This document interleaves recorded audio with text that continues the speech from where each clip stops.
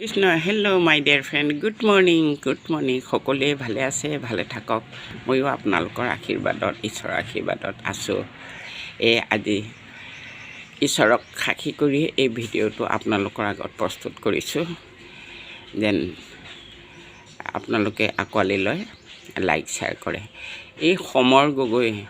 গগৈ কোৱাজন যে ইমান ভাল পদক্ষেপ লৈছে নহয় নথৈ থাকিব নোৱাৰোঁ নকৈ থাকিব নোৱাৰোঁ কাৰণ তেওঁ কিমান দুখীয়া গৰীবক আৰু কত ৰোগীক তেওঁ যে ভাল কাম কৰি তেওঁলোকৰ জীৱনটো অতিবাহিত কৰিবলৈ কাৰণে সকাহ দিছে নিজৰ